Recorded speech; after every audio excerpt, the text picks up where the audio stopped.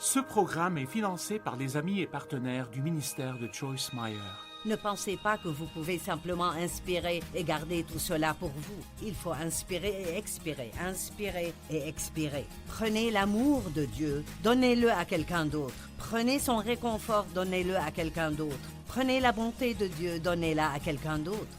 Ne laissez pas votre vie être sans but.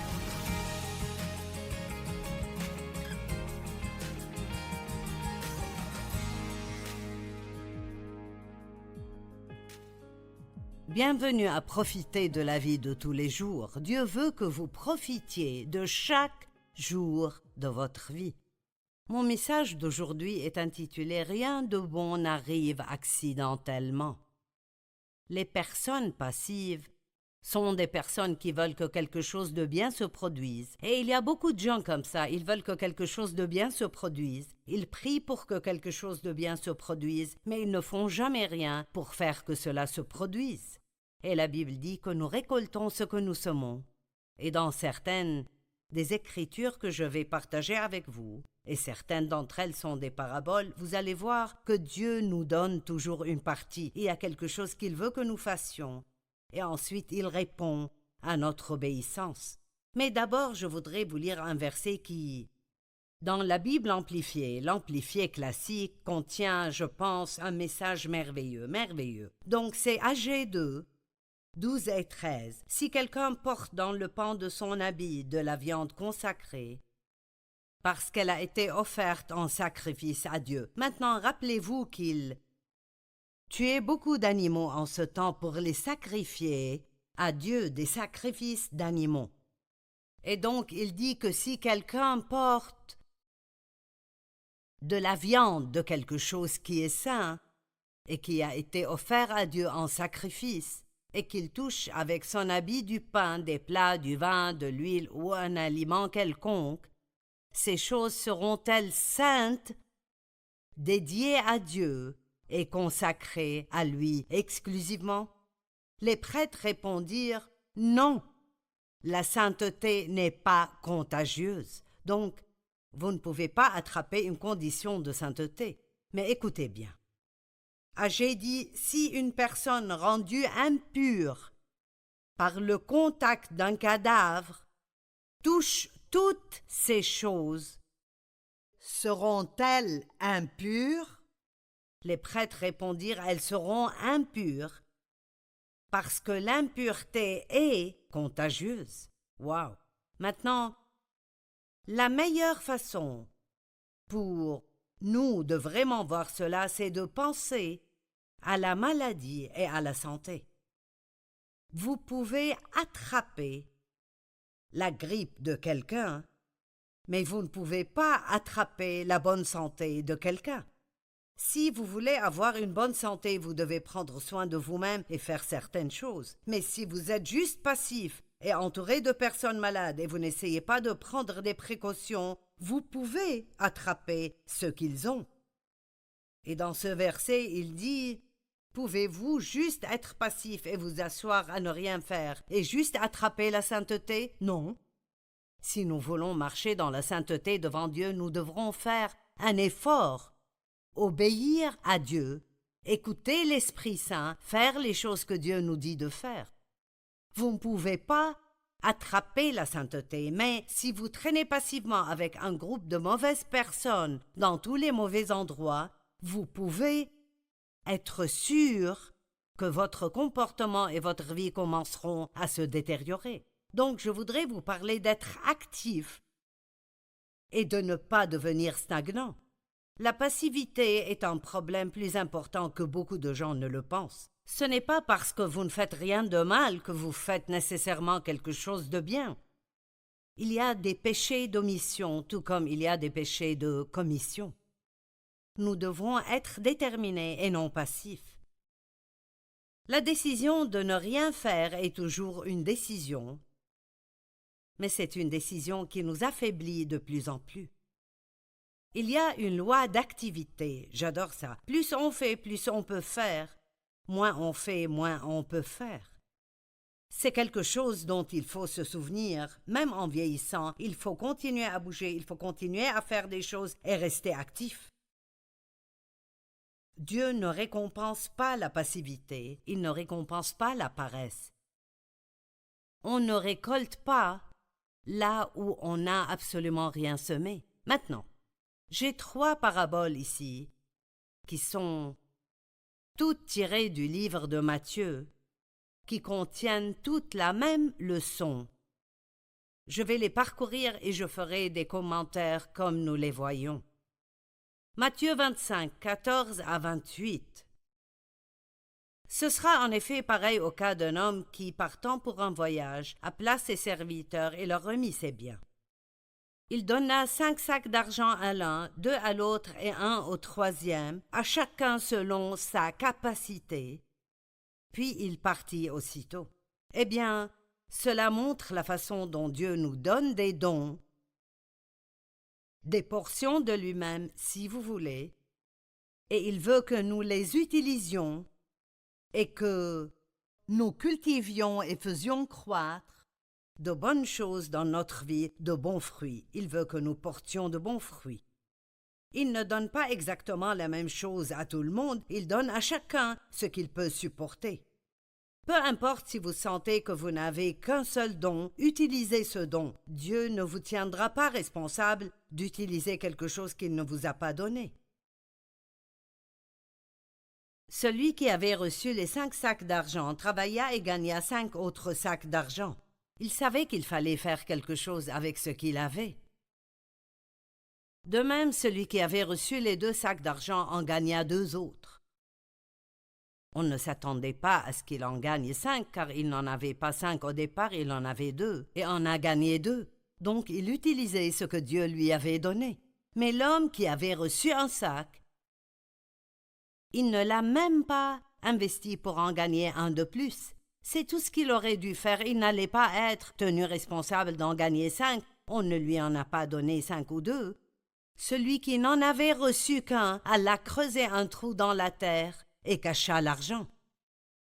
Et quand le maître vint, il leur fit rendre des comptes. Et vous savez quoi? Le temps viendra où Dieu réglera ses comptes avec nous. Maintenant, ne vous méprenez pas. Notre salut n'est pas basé sur ce que nous faisons. Il n'est pas basé sur nos œuvres. Le salut est un don de la grâce de Dieu par la foi. Mais il y aura des récompenses pour notre fidélité. La Bible en parle dans de nombreux endroits différents. Elle dit qu'il reviendra et qu'il donnera aux gens ce qu'ils méritent pour ce qu'ils ont fait. Et je ne sais pas pour vous, mais je veux toute la récompense que je pourrai avoir quand j'arrive au paradis. Et la seule façon pour que cela arrive, c'est de faire ce qui est bien maintenant.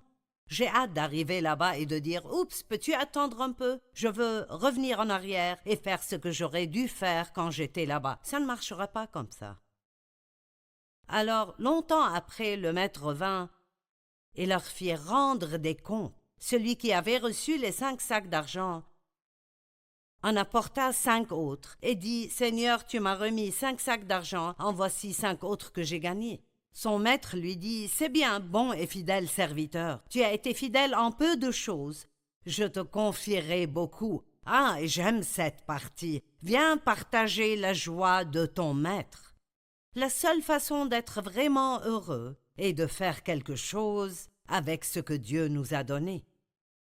Dieu nous a créés pour porter de bons fruits. Alors laissez-moi vous demander, que faites-vous pour améliorer la vie de quelqu'un d'autre? Pas seulement que faites-vous pour améliorer votre propre vie, mais que faites-vous pour améliorer la vie de quelqu'un d'autre? Parce que lorsque vous améliorez la vie de quelqu'un d'autre, vous ajoutez de la joie à la vôtre.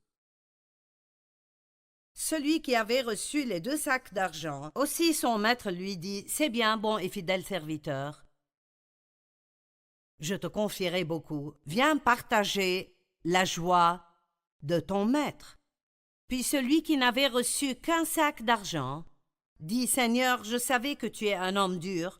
Tu moissonnes où tu n'as pas semé et tu récoltes où tu n'as pas planté. J'ai eu peur et je suis allé cacher ton argent dans la terre. Le voici, prends ce qui est à toi. » Eh bien, il ne connaissait évidemment pas son maître parce que son maître n'était pas comme ça. Et nous avons besoin de savoir que Dieu est bon et qu'il est fidèle à sa parole et qu'il nous donne une graine à semer Et si nous semons cette graine, nous récolterons une grande moisson. Si ce n'est pas ici, ce sera au paradis. Dieu attend de nous que nous utilisions ce que nous avons, et soit nous l'utilisons, soit nous le perdons, comme vous le verrez. Son maître lui répondit, « Serviteur mauvais et paresseux. » Pourrions même ajouter le mot passif ici. Tu savais que je moissonne où je n'ai pas semé et que je récolte où je n'ai pas planté? Il demande. Donc c'est comme ça que tu pensais que j'étais? Il te fallait donc remettre mon argent au banquier et à mon retour j'aurais reçu un intérêt. Ainsi tu aurais pu me donner quelque chose. Un peu de fruit de ce que j'ai investi dans ta vie. Dieu s'est investi lui-même en nous. Dieu a mis une partie de lui-même, ses dons, en vous et en moi. Et il s'attend à ce que nous en fassions quelque chose. Laissez-moi vous poser une question. Combien restez-vous assis à vous plaindre? Combien de temps perdez-vous à vous apitoyer sur votre sort? Ou êtes-vous occupé, êtes-vous actif dans la prière en demandant à Dieu « Montre-moi qui je peux aider, montre-moi ce que je peux faire pour améliorer la vie de quelqu'un d'autre. » Vous vous demandez pourquoi vous n'êtes pas heureux? Les égoïstes ne sont pas heureux. Quand j'ai demandé à Dieu il y a de nombreuses années « Pourquoi ne suis-je pas heureuse? » J'ai tout ce qui devrait me rendre heureuse, pourquoi ne suis-je pas heureuse? Et il m'a dit « Tu es malheureuse parce que tu es égoïste. » Et c'était vrai. Vous pouvez être un chrétien et être un chrétien égoïste. Vous pouvez être dans le ministère et être une personne égoïste. Et je l'étais. Mais quand nous commençons à marcher dans l'amour et faire des choses pour d'autres, la vie devient tellement meilleure. Il te fallait donc remettre mon argent au banquier, et à mon retour, j'aurai retiré ce qui est à moi avec un intérêt. Prenez-lui donc le sac d'argent et donnez-le à celui qui a les 10 sacs d'argent. Waouh! Vous l'utilisez ou vous le perdez. Allez, laissez ce message vous motiver à être actif, pas passif. N'attendez pas que quelque chose de bien se produise. Rien de bon n'arrive accidentellement. Matthieu 25, 1 à 13, une autre parabole. Alors le royaume des cieux ressemblera à 10 jeunes filles qui ont pris leur lampe pour aller à la rencontre du marié. 5 d'entre elles étaient folles et 5 étaient sages. Le monde est plein de gens sages et plein de gens insensés. Et nous devons décider à quel groupe nous appartenons. Et si nous ne faisons pas partie des sages, alors nous devons faire un changement tout de suite. Les insensés ont pris leur lampe, mais ils n'ont pas emporté d'huile avec eux. La Bible amplifiée dit ils n'ont pas pris d'huile supplémentaire. Leur lampe contenait de l'huile. Vous devez vous souvenir de la culture dans laquelle cela a été écrit. Ils avaient des lampes à huile. Et quand quelqu'un se mariait, c'était un peu différent. Le marié parlait généralement d'affaires avec le père à propos de ce qu'allait être la dot. Il faisait en fait un accord commercial. Et les demoiselles d'honneur, comme elles l'auraient été alors, attendaient avec leur lampe, mais elles ne savaient pas combien de temps elles allaient devoir attendre. Donc les sages ont pris de l'huile supplémentaire juste au cas où les négociations auraient duré plus longtemps qu'elles avaient prévu. Mais les jeunes filles insensées ne voulaient rien faire de plus. Maintenant, regardez ceci, tandis que les sages prirent avec leurs lampes de l'huile dans des vases. Comme le marié tardait, toutes s'assoupirent et s'endormirent. Au milieu de la nuit, on cria « Voici le marié, allez à sa rencontre !» Alors toutes ces jeunes filles se réveillèrent et préparèrent leurs lampes. Les folles dirent aux sages « Écoutez, vous ne voudrez pas manquer ceci. Donnez-nous de votre huile, car nos lampes s'éteignent. » Les gens qui ne font rien veulent toujours que les gens qui ont fait quelque chose leur donnent de leur travail acharné et de leur labeur. Et vous savez, nous voulons aider les pauvres, nous voulons aider les gens qui sont dans le besoin. Mais Nous ne voulons pas simplement permettre aux paresseux et aux passifs de continuer à être paresseux et passifs. Certaines personnes que vous pensez aider, si vous ne les aidez pas, vous les aidez. Et les vierges, parce qu'elles étaient sages, ont dit non. Il n'y en aurait pas assez pour nous et pour vous. Allez plutôt chez ceux qui en vendent et achetez-en pour vous. Donc elles sont allées faire ce qu'elles auraient dû faire avant de venir. Pendant qu'elles allaient en acheter, le marié arriva. Celles qui étaient prêtes entrèrent avec lui dans la salle des noces, et la porte fut fermée. Plus tard, les autres vinrent et dirent « Seigneur, Seigneur, ouvre-nous !» Mais il répondit « Je vous le dis en vérité, je ne vous connais pas. » C'est une histoire si triste. Mais vous savez quoi? C'est ce qui arrive, vous devez rester actif maintenant. Passez du temps avec Dieu, apprendre à connaître Dieu, passez du temps à étudier votre Bible, entrez dans un groupe d'études bibliques, allez à l'église, écoutez de bons enseignements ou regardez de bonnes choses à la télé, comme vivre pleinement votre vie. Nous sommes là tous les matins pour vous, quelque part. Le soir, à certains endroits. J'ai écrit presque 150 livres. Sûrement, il y a un de ces livres qui vous aiderait. Les librairies sont pleines de bons livres. Il y a tellement de bonnes choses à regarder à la télé. Vous n'avez même pas besoin de faire beaucoup d'efforts pour recevoir l'Évangile aujourd'hui. Je peux aller en Inde et organiser une croisade et les pasteurs et les gens avides de parole marcheront pendant 3 jours pour se rendre à cette conférence. Et ils resteront assis là toute la journée et écouteront un prof après l'autre et ne se lèveront même pas pour aller aux toilettes. Mais ils ont faim spirituellement.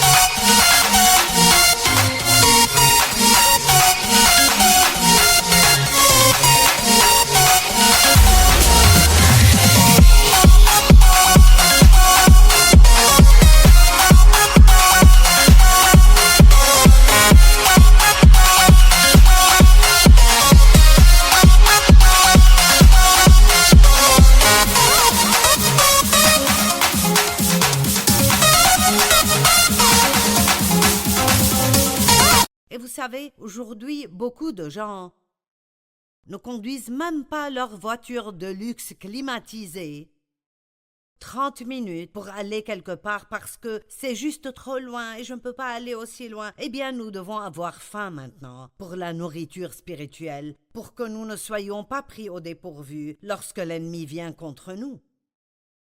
Et puis, il y a aussi une grande parabole à la fin de Matthieu chapitre 25. Ces 3 paraboles dans Matthieu 25 valent la peine d'être étudiées. Matthieu 25, 31 à 45. Lorsque le Fils de l'homme viendra dans sa gloire avec tous les saints anges, il s'assiera sur son trône de gloire. Toutes les nations seront rassemblées devant lui. Il séparera les uns des autres comme le berger sépare les brebis des boucs. Disons par exemple qu'un berger a beaucoup de moutons et beaucoup de chèvres, mais il est temps d'aller au marché. Et il doit séparer les chèvres pour qu'elles aillent quelque part et séparer les moutons pour qu'ils aillent autre part. Et donc, il utilise cela comme une analogie.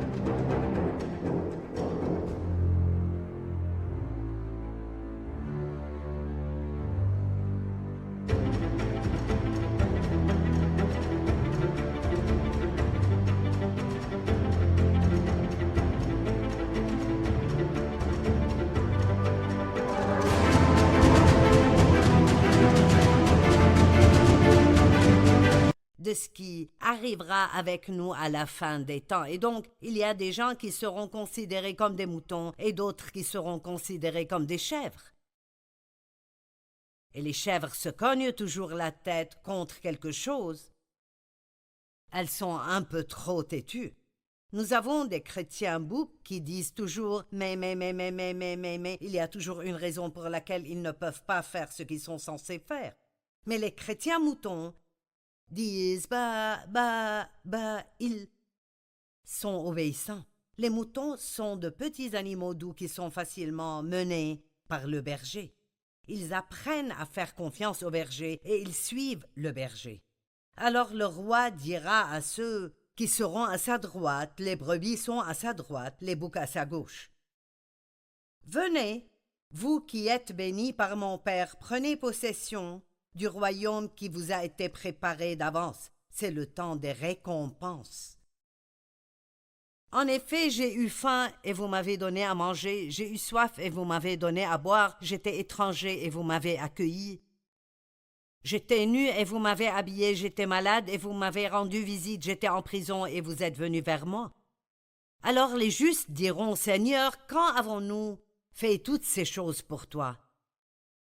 Il leur dit, toutes les fois que vous avez fait cela à l'un de ces plus petits, c'est à moi que vous l'avez fait. Waouh! Mon Dieu, vous voulez dire que Jésus prend personnellement la façon dont nous traitons les autres? Si je fais quelque chose de bien pour quelqu'un qui souffre ou qui est dans le besoin, ça veut dire que j'ai fait ça à Jésus? Waouh! Ça me donne envie de faire encore plus. Nous sommes son corps, n'est-ce pas? Mais ensuite, il a continué et il a dit « J'ai eu faim et vous ne m'avez pas donné à manger, j'étais malade et vous ne m'avez pas rendu visite. » Ils passent par la liste entière de nouveau et ils ont dit « Quand étiez-vous dans cet état et nous ne sommes pas venus t'aider ?» Et il a dit « Toutes les fois que vous n'avez pas fait cela à l'un de ces plus petits. » Les gens que nous ne pensons pas être importants, les gens auxquels personne ne prête attention, le monde est plein de gens blessés et personne ne prend même la peine de voir leur douleur. Il a dit, si vous ne l'avez pas fait pour eux, alors vous ne l'avez pas fait pour moi. Wow! Si vous pensez à votre respiration, vous inspirez et vous expirez, vous inspirez et vous expirez. Vous faites ça toute la journée. Si je vous dis respirez et retenez votre souffle, combien de temps pourriez-vous vous retenir avant de devoir expirer? Vous savez, c'est un bon exemple de la façon dont Dieu veut que nous vivions. Il veut que nous profitions de ses bénédictions, mais après il veut que nous les donnions à d'autres personnes. C'est le seul moyen d'éviter la stagnation dans nos vies. Oh, je souhaite de tout mon cœur que tout le monde puisse saisir cette révélation. Ma vie a tellement changé depuis que j'ai vu cela. Vous n'allez pas vous réveiller tous les matins en voulant faire quelque chose pour quelqu'un d'autre et donner quelque chose ou payer le loyer de quelqu'un parce qu'il est fauché. Vous n'allez pas simplement sortir du lit tous les jours en voulant faire cela. Vous devez le faire exprès. Vous dites, Dieu, je veux aider quelqu'un aujourd'hui. Qui puis-je aider? Et c'est ce qui rend votre vie meilleure. Être à l'affût. Jérémie 1, 11 et 12 dit « La parole de l'Éternel m'a été adressée. Que vois-tu, Jérémie ?» J'ai répondu « Je vois une branche d'amandier, l'emblème de la vigilance et de l'activité, s'épanouissant à la fin de l'hiver. » Et l'Éternel m'a dit « Tu as bien vu, car Dieu dit cela de lui-même, je suis alerte et actif, et je veille à ce que ma parole s'accomplisse. » Dieu n'a pas simplement fait un tas de promesses, puis s'est assis sur son trône à ne rien faire. Il dit non, je suis actif, je suis alerte, je travaille dans la vie des gens, je travaille dans la terre, j'attire les gens vers Christ. Puis-je vous dire que Dieu travaille dans votre vie aujourd'hui, et il veut aussi que vous travailliez pour améliorer la vie de quelqu'un d'autre. La Bible dit « Soyez donc sobres afin de vous livrer à la prière ». Lorsque vous voyez quelqu'un dans le besoin, ne pensez pas « quand je prie, je prierai pour lui ». Non, priez maintenant. Vous n'avez pas besoin d'être dans une certaine position. Vous pouvez prier en silence si vous ne pouvez pas prier à haute voix. Priez pour les gens, soyez attentifs à la prière. Et dès que vous sentez que le diable vous attaque, priez. Dès que vous sentez un symptôme de maladie, essayez de venir sur votre corps, priez. La prière est si puissante et c'est un tel privilège. Ce n'est pas une obligation et ce n'est pas un devoir, c'est un privilège. Le Dieu de tout, le grand et merveilleux Dieu de tout, dit « Tu peux me demander tout ce dont tu as besoin. Tout ce qui est dans la volonté de Dieu, il l'exaucera et vous l'accordera. » Veillez et priez pour ne pas entrer dans la tentation. S'il y a des choses que vous pensez être une tentation pour vous, priez à propos de ces choses. N'attendez pas d'avoir de gros ennuis pour ensuite prier. « Oh mon Dieu, pardonne-moi. » Priez. Si un aliment est une grande tentation pour vous, priez et demandez à Dieu de vous aider à ne pas en manger trop. Priez pour les choses. Ne vous contentez pas de supposer. Priez pour ne pas entrer dans la tentation. L'esprit est bien disposé, mais la chair est faible. Vous pouvez être disposé à faire la bonne chose, mais votre chair aura raison de vous si vous ne priez pas et ne mettez pas votre confiance en Dieu. Je veux vous encourager à éviter toute stagnation. Ne vous laissez pas stagner. Ne pensez pas que vous pouvez simplement inspirer et garder tout cela pour vous. Il faut inspirer et expirer, inspirer et expirer. Prenez l'amour de Dieu, donnez-le à quelqu'un d'autre. Prenez son réconfort, donnez-le à quelqu'un d'autre. Prenez la bonté de Dieu, donnez-la à quelqu'un d'autre. Ne laissez pas votre vie être sans but.